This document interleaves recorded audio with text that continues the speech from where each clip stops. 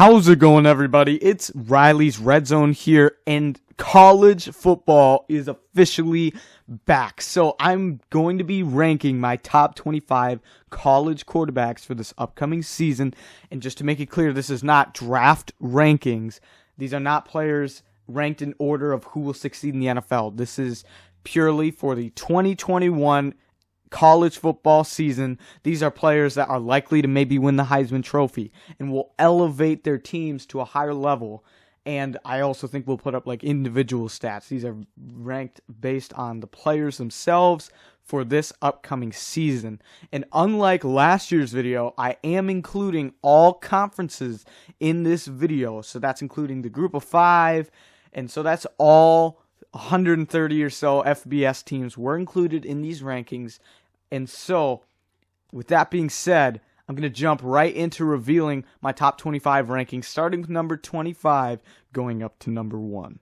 At number 25 is Virginia quarterback Brennan Armstrong. In 2020, in his first year starting, replacing Bryce Perkins, who went to the NFL, he completed 157 of 268 passes for 2,117 yards, throwing for 18 touchdowns and 11 interceptions. He's now going into his junior season, and although he didn't have a great touchdown to interception ratio, I think that another year in the system will only elevate his game. At number 24 is Notre Dame quarterback Jack Coan. So he comes in from Wisconsin, where he spent some time at, and now he won the starting job at Notre Dame. He officially won the starting competition, and he is a graduate transfer from Wisconsin, and he had foot surgery last year after an injury in which Graham Mertz took over the starting job at Wisconsin. Now in 2019, his last year as a full-time starter, he completed 236 of 339 passes, throwing for 2,727 yards and threw for 18 touchdowns while only 5 interceptions. So in his last year as a starter, he was relatively effective, and going into a system that has allowed quarterbacks to succeed, he will have to replace some big shoes in Ian Book, but I think he has the experience to do it at Notre Dame, and we will see what he's able to bring to the offense this year. And number 23 is another quarterback relating to Notre Dame, and that is Phil Jurkovec from Boston College. After the 2019 season, Phil Jurkovec was unable to get a starting spot at Notre Dame because Ian Book chose to go back there. So he transferred to Boston College and started 10 games last year, completing 205 of 336 passes for 2,558 yards, 17 touchdowns, and 5 interceptions. I see Jurkovec as a high upside player that another year in this system where he is the proven starter, he could potentially be the Eagle signal caller for a few more years. At number 22 is Layne Hatcher, the quarterback from Arkansas State. He is now a redshirt sophomore. And luckily for him, fellow quarterback Logan Bonner is now gone. They split time last year, and it will be good for Layne Hatcher to potentially have the quarterback 1 spot, but he does still have to beat transfer James Blackman from Florida State for the starting job, but I'm pretty confident Hatcher will win, and if so, I think he will put up a great stat line and be a great leader for Arkansas State given the full-time starting job. Because in 2019, he was the Sun Belt Freshman of the Year, starting the last 9 games for the team, completing 204 of 310 passes for 2,946 yards, 27 touchdowns, and 10 interceptions.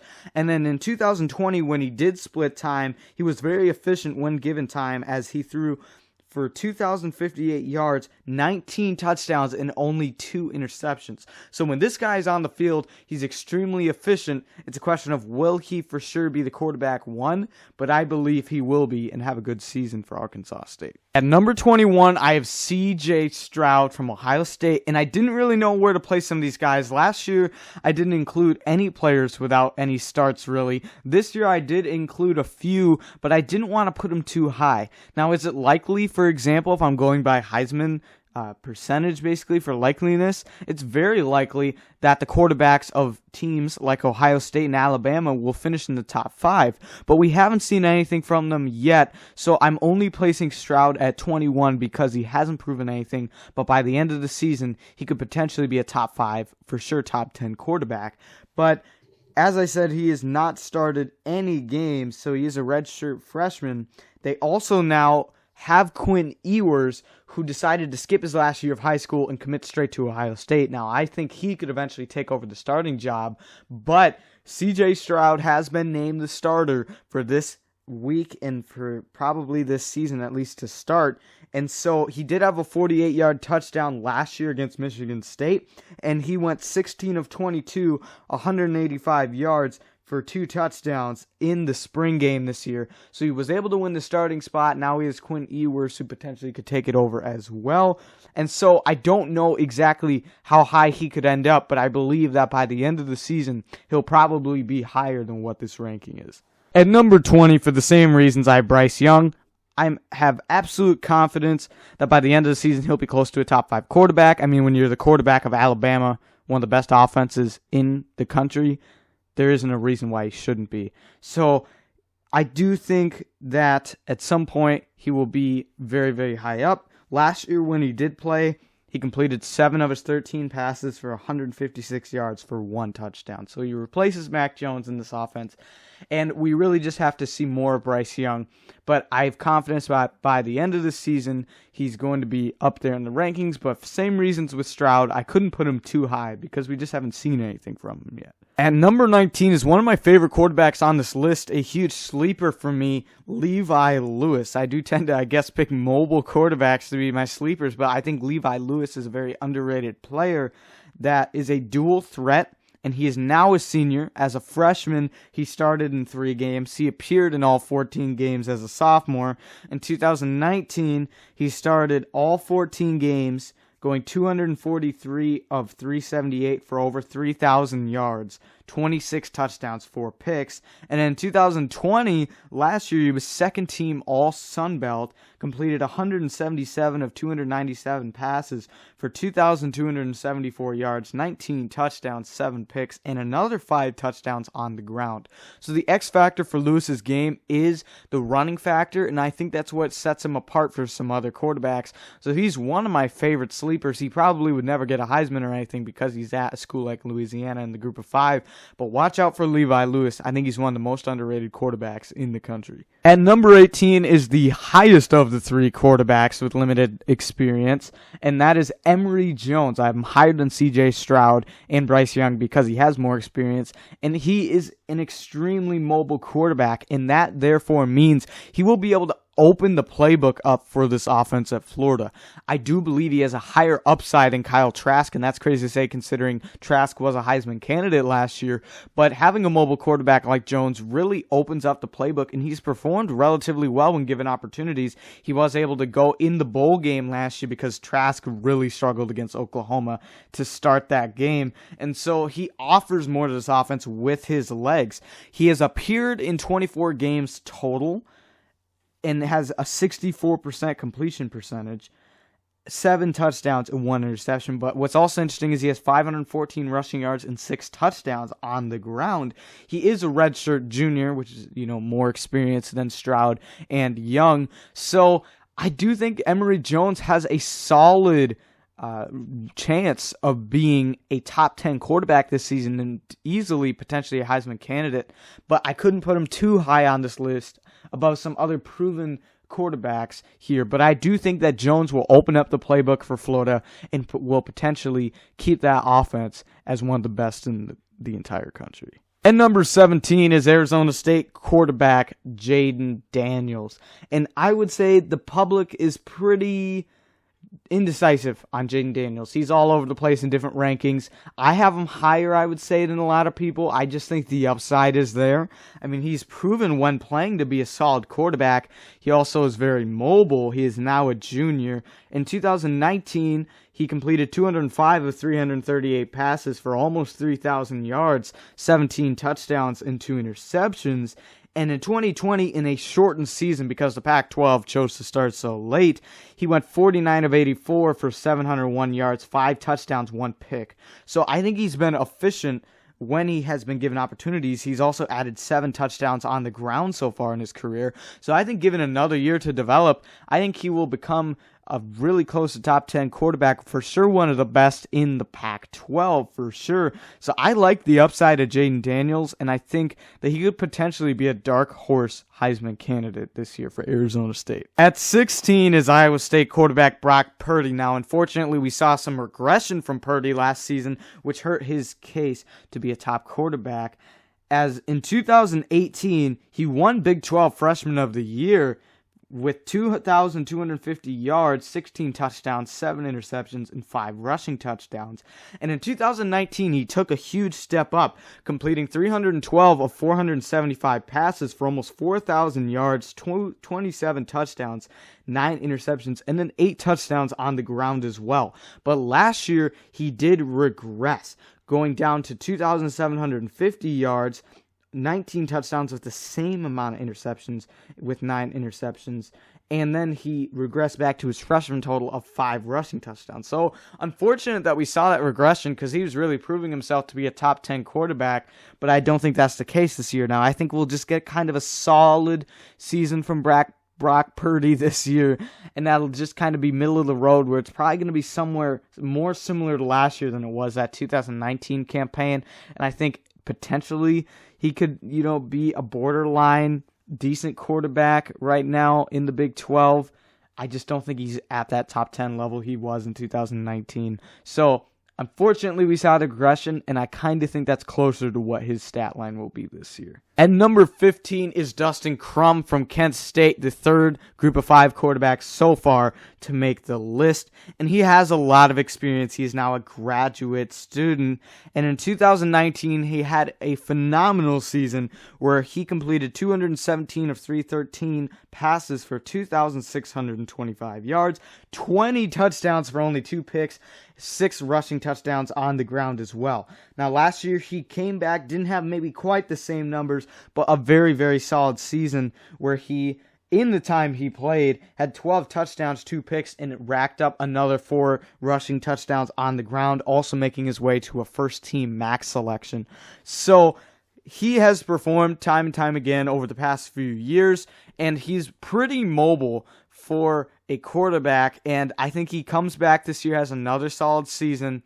We'll see, maybe this will be it for him, as he is in his last year of eligibility. Really, it was interesting that we see this player and then potentially some other players, as we saw earlier on the list, come back for some extra seasons. And I think because of last year's shortened season, a lot of players are making the most of that. And Dustin Crum will be a player that will put up some solid numbers this year and do pretty well for Kent State. At number 14, I have Carson Strong, which this may be for some people even a little low, but I think this is a solid placing for the 2020 Mountain West Offensive Player of the Year. And in 2019, he threw for 2,335 yards, 11 touchdowns, 7 picks. But last year is when he greatly improved and proved to be one of the best Group of 5 quarterbacks in college football, where he completed 249 of 355 pass attempts for almost 2,900 yards,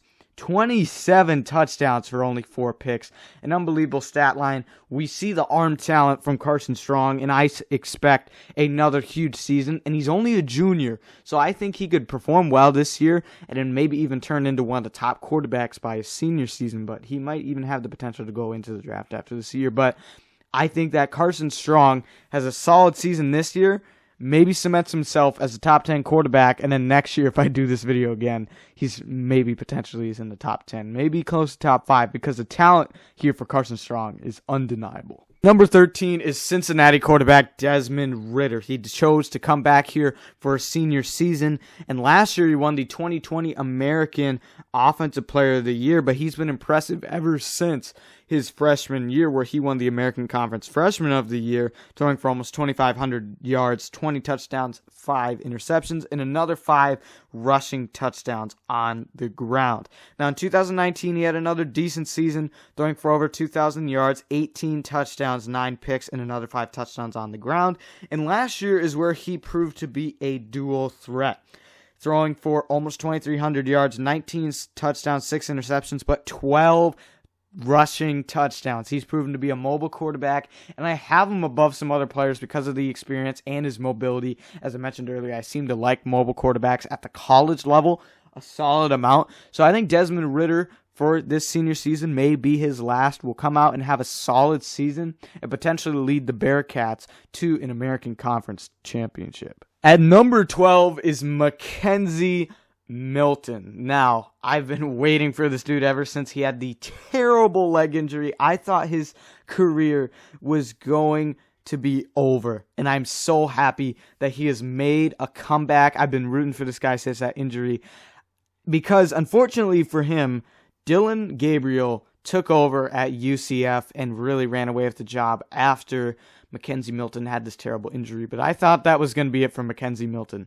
But he's coming back this year for Florida State now, and I think he's going to have a huge bounce back year and really be an inspiring story coming back from a terrible leg injury. Now, he still might be competing with Jordan Travis for the starting spot, but me personally, I'm not concerned about Jordan Travis taking that starting spot. Jordan Travis has not been great for Florida State and is really just kind of a mobile quarterback, but I think McKenzie Milton, if he's anything close to what he was a few years ago, he will be one of the top quarterbacks in the country. And once again, I'm just excited to see him back in football because the second Dillon Gabriel took that starting job, I really thought if McKenzie Milton comes back, some other team is going to get a quality starting quarterback. And luckily, I guess for Florida State, they end up with him because they've had a little bit of a quarterback issue for the past few years. So I think he comes in and is a stable quarterback this year. Let's get a reminder of what he was like before this injury. Now, last time he played was 2018.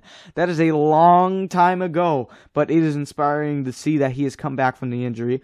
But in 2017, he had a monster season at the college football level where he threw for over 4,000 yards, 37 touchdowns, 9 interceptions, and another 8 touchdowns on the ground. And it was 2018 where he had another solid season, 2,663 yards, 25 touchdowns, 6 picks, and another 9 rushing touchdowns on the ground. So I doubt he will be as mobile as he is now. As he was, I should say, as he is now. But I think that this guy has just come back from everything, and I think he has a solid season. I hope he easily gets a starting spot, but I think that once he does, he's going to roll with it, and he's going to have a solid, if you could give a comeback player of the year award in college football, this would be it by a mile, and I think McKenzie Milton has a great season this year. Number 11 is Michael Penix Jr. from Indiana, and when this guy plays, he is explosive. He can win you football games. He's extremely mobile, can win you games by himself, but there are a lot of huge injury concerns. As you might be thinking, okay, what happened to him, right? So last year, let's first talk last year. Maybe it's just one injury, right? So last year, he suffers a season-ending ACL injury, unfortunately. And even though he only played 6 games, he ended up second team All Big Ten. And he was solid, 14 touchdowns, 4 picks in that time span. But he had the season-ending injury. The year before, he played 6 games. And you might be wondering why. He yet again in 2019 had a season-ending injury. In that year, he had 10 touchdowns, 4 picks. But even in 2018, he had a season-ending ACL injury again, just like this past year. So this guy, when he is healthy, is one of the best quarterbacks in college football. But he needs to stay healthy, and I hope he does because this guy is explosive and I think could lead Indiana to be one of the best teams in the Big Ten potentially if this guy is healthy. He's a game changer. So if he's healthy, Michael Penix Jr. is one of the most dominating players in college football. The question is, can he stay healthy? Number 10 is USC quarterback Kedon Slovis. as a true junior now, in 2019, as a freshman, when he was a freshman, USC had JT Daniels, now quarterback for Georgia. And Daniels went down with a season-ending injury in the first half of the first game. And Slovis stepped in and never looked back, as in that season, he won Pac-12 Offensive Freshman of the Year, completing 282 of 392 passes for over 3,500 yards, 30 touchdowns, and 9 picks.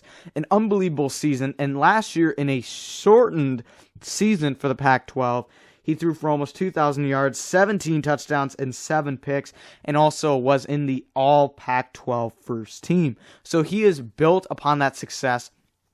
And I think that he will have another successful season, and he's going to just keep developing. It was clear after his freshman season that USC could not go with JT Daniels because Kedon Slovis was too impressive. So I expect another big year from Kedon Slovis this year. At number 9 is JT Daniels from Georgia. As I talked about in the Kedon Slovis section, he dealt with an injury in 2019, which then sidelined him and Slovis took over. So last season, he transferred to Georgia and didn't get a whole ton of playing time because he was still recovering from the injury, but then he did start the last 4 games.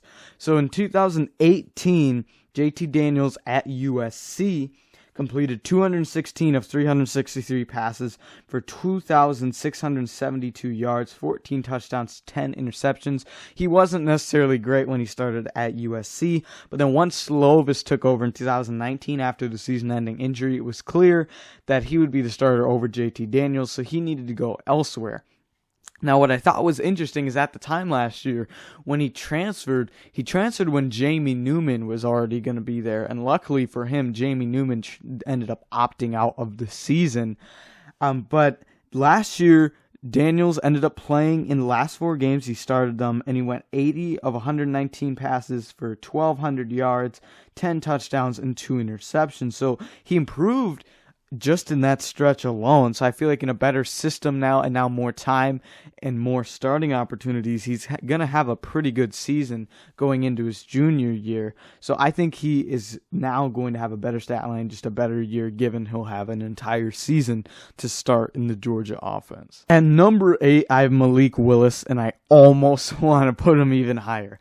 Last year, my underrated Heisman pick, dark horse, was D'Eriq King. He did pretty good for me. This year, it's Malik Willis. I absolutely love his game. He's so mobile. He started his career at Auburn, didn't really get much playing time, so he transferred. He missed 2019 due to the transfer rules, but last year for Liberty, he absolutely tore it up with 2,250 passing yards, 20 touchdowns, and 6 INTs. But what's even more crazy is he had 944 rushing yards, almost 1,000 rushing yards, and 14 touchdowns on the ground. That is unbelievable. He might be the best dual threat quarterback in the entire country. So I think he is still massively underrated. And although he only has that 1 season to go off of, I feel extremely confident, and I think he is my dark horse Heisman candidate for this season. If he was at a better school that got more attention, I think he would be up there. But Liberty's closer to a group of 5 school than it is a Power 5 school, even though they are independent. So I think that Malik Willis is going to have a phenomenal season and finally start getting some recognition that he deserves. He is my dark horse pick for the Heisman. At number 7, I have Grayson McCall, another group of 5 player who I think will finally get some recognition this year, as last year he came in as somebody who nobody really knew. He redshirted in 2019, and now at Coastal Carolina in 2020, he lit the Sun Belt on fire as he won the Sun Belt Player of the Year. And last year for his stats, he completed 172 of 250 passes for almost 2,500 yards, 26 touchdowns, and only 3 interceptions, and also added 569 rushing yards and 7 touchdowns on the ground. He will prove again this year to be a top quarterback, another situation like Malik Willis, where he's a phenomenal player, can both perform well passing the ball and on the ground, but maybe he doesn't get the recognition he deserves because he's at a smaller school.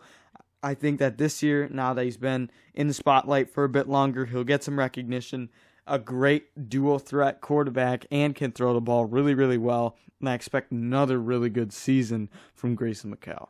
At number 6, I have Matt Corral from Ole Miss. And he has been all over the place.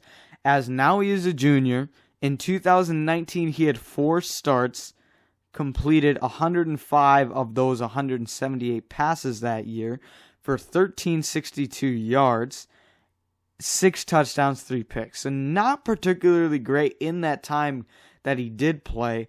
But then in 2020, he was given more time and more opportunities. He completed 231 of 326 pass attempts for 3,300 yards, 29 touchdowns, 14 picks, and 4 touchdowns on the ground. So I do like that he is getting a lot of yards. He's slinging the football down the field, and he's scoring touchdowns, but the INTs is what he needs to clean up a bit. That is not a great ratio. And so I feel that right now Matt Corral is a boom or bust player that I feel like I have him this high above McCall and Willis just because his upside is phenomenal, that he's almost like a Jameis Winston type, where he's either going to give you a game-winning performance, but you got to cut down on the INTs, I would say. But overall, I think he's a solid quarterback that I think will perform well for another year. But we got to get those turnovers down, and if so, he could be a dangerous quarterback in the SEC. Number 5, I have DJ Uiagalelei, who I kind of forgot about earlier. Doesn't have too much experience, but he does actually have a few starts, some more experience than anybody like CJ Stroud, Bryce Young. I think he still has more than Emory Jones, at least starting-wise, at least last season, as he had 2 starts last year for Clemson, including one against Notre Dame, where they didn't get the win, but he brought that into overtime. As a Notre Dame fan, I was watching that game, and he looked solid in that one, taking over for Trevor Lawrence at that time. So he has a little bit of experience, and I think he is going to perform very, very well. Obviously, probably won't be Trevor Lawrence level right off the bat, but this guy can run, and he can just move around the pocket and has a strong arm. In those 2 starts, and including other games he played in, he had a 66.7 completion percentage, 914 yards, 5 touchdowns, and no interceptions. I have absolute confidence that DJ is going to perform very, very well this year. And if he had a little bit even more experience, he'd probably be in like the top 3 here. And I think that by the end of the year, he will be in the top 3. I feel extremely confident, and I think this dude might be the face of college football once a few of the top guys I feel like will leave for the draft. So next year, there's a chance this dude ends up as number 1. I think he has all the tools to be successful in a great system, lots of great talent around him. I think this is potentially the face of college football a year from now when I'm doing this video. At number 4, I have Dillon Gabriel. Once again, it's the experience that puts him above a guy like DJ Uiagalelei. Even though I think that DJ has more tools and by the end of the year might be higher. But right now, I think that Dillon Gabriel has proven himself to be one of the top quarterbacks in the country. He is going to come in here as the highest rated Group of 5 quarterback. And in 2019, when he took over the job from McKenzie Milton that we talked about earlier, he was unbelievable as somebody with minimal experience, completing 236 of 398 passes for 3,600 yards, 29 touchdowns, and 7 interceptions. Solid performance for a first-year starter. And last year, he backed it up, completing 248 of 413 passes for over 3,700 yards, 32 touchdowns, and only 4 interceptions. I think that he has proven for multiple years now to be a top quarterback. He took that starting job and ran with it, and I think he can bring his team to a potential American Conference championship. I'd say it's between him and Desmond Ridder in Cincinnati that will maybe battle it out for that championship game at the end of the season. So Dillon Gabriel has really proven himself to be a top quarterback, and I feel like he's maybe underappreciated because he is in the Group of 5. So I expect another top year from Dillon Gabriel to prove why he's one of the best quarterbacks in college football. At number 3, I have D'Eriq King. As I mentioned, last year, he was my dark horse Heisman pick. I would say he performed relatively well. He wasn't the best quarterback in college football, but he's pretty solid. Also, if you are an NFL draft fan and you want to stick around for this channel, he will be my first film breakdown player for this upcoming draft. So keep an eye out for that. So I'll be taking a huge in-depth look at who D'Eriq King is and what he does well. But this year, I'm going to recap again what his story is. He's now a redshirt senior. He came back for another year because he dealt with an injury last year at the end. I think it was in the bowl game, where basically he started his career at Houston. He's had quite an interesting story. So he started his career at Houston, and in 2017, he had 1,260 yards, 7 touchdowns, 2 interceptions, 8 rushing touchdowns. So a decent performance. Then 2018, he lit college football on fire for almost 3,000 yards, but 36 touchdowns, 6 interceptions passing, plus another 675 yards and 14 touchdowns on the ground. Unbelievable there, and that's why I had him ranked so high last year and still this year.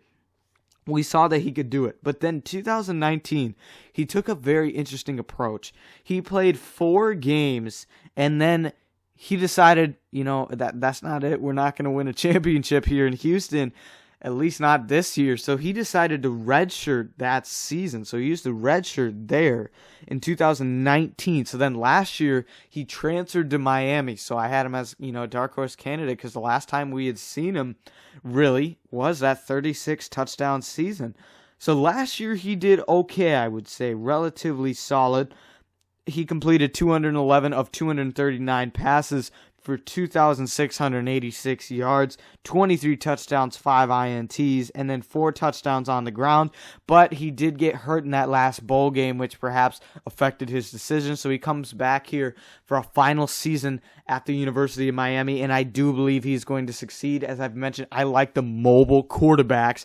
I think that he will have a very good chance of still being a dark horse Heisman candidate, and he's number 3 here above maybe some other guys because of the experience and the mobility. So put those two together, and I think D'Eriq King is going to have a great season to close out his college football career. And at number 2, I will say there's a huge tier gap with these top 2. They're pretty much miles ahead of everybody else. I've already started looking at their tape for the NFL draft next year. And so Sam Howell comes in at number 2 for me from North Carolina. He's developed very, very well as a freshman in 2019. He completed 259 of 422 passes for 3,600 yards, 38 touchdowns, 7 interceptions, and 1 ACC Rookie of the Year. And so he performed well as a freshman. I was a little hesitant last year whether he would perform well again, but he definitely did. As in 2020, he completed 237 of 348 passes for 3,500 yards, 30 touchdowns, 7 interceptions, so a little bit down in the touchdowns, but he added another 5 rushing touchdowns on the ground.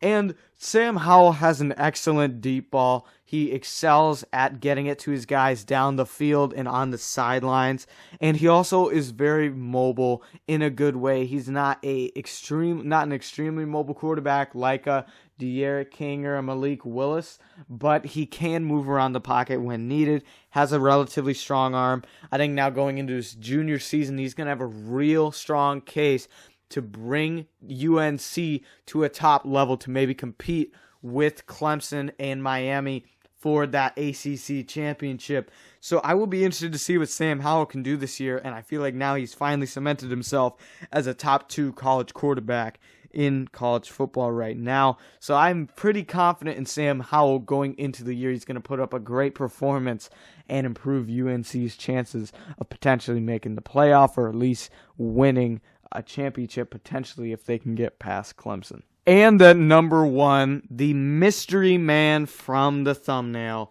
It is Spencer Rattler, who comes in at number 1 from Oklahoma. This guy has all the skills needed to be the best college quarterback in the country. He has a strong arm. He has a lot of zip, a quick release. I think that he has, a great, obviously, coach with Lincoln Riley and a great system to be in, that any quarterback can succeed in this Oklahoma offense. And last year, as his first year as a starter, he completed 214 of his 317 passes for over 3,000 yards, 28 touchdowns, 7 interceptions, 6 rushing touchdowns. It's very close between him and Howell. I think the upside is stronger with Rattler, and he is the most electrifying player in college football right now. Not necessarily the safest or the most consistent, but I think he has the best chance of potentially taking a step up this year and really proving himself to be the best player in college football. I think that he potentially is worth the most of anybody, as he could potentially absolutely light the league up and score a lot of touchdowns this year. I could see a high number total potentially given a full season starting. So I think that his skills overall just put him over the top of Sam Howell, but it's very, very close. But it has to be one of those two if you're talking about the best quarterback in college football right now. Thank you so much for watching this video. It is officially college football season. I will be uploading a lot more about the NFL and some college players, I guess, with the film breakdowns. As I mentioned, D'Eriq King is my first one for that this year. So if you're into college football and want to see how these players could turn out in the pros, I'll be uploading film breakdowns eventually. So thank you so much for watching this video, and I will see you in the next one.